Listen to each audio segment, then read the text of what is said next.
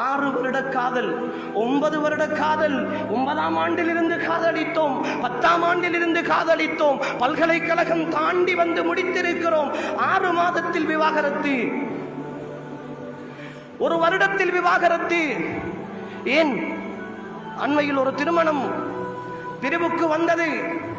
9ஆம் ஆண்டிலிருந்து காதலித்திருக்கிறார்கள், 9 வருடங்கள் கழித்து திருமணம் முடித்திருக்கிறார்கள். வரும் ஒரே மாதம் திருமணம் விவாகரத்துக்கு வந்திருக்கிறது. அதற்கிடையில் இதுவரைக்கும் அவர்கள் திருமண பதிவு கூட செய்யவில்லை. அரசாங்க திருமண பதிவு கூட செய்யவில்லை. ஆனால் திருமணம் விவாகரத்துக்கு வந்து நிற்கிறது. என்ன காதல், என்ன நேசம்! உன் 10 வருட அன்போ, உன் 8 வருட அன்போ, உன் 7 வருட அன்போ, உன் வாழ்க்கையில் நீதான் வாழ்க்கை என்று ஓடி ஓடி உருகி போராடி காதலித்த காதலை 1 வருடம் உன்னால் தக்க வைக்க முடியவில்லை என்றால் ஏமாந்து போய்த்தானே இருக்கிறோம். இப்பொழுது புரிகிறதா? அல்லாஹ் ஒருத்தன் இருக்கிறான் இந்த பூமியில், அல்லாஹ் ஒருத்தனுடைய ஆட்சி இந்த பூமியில் இருக்கிறது.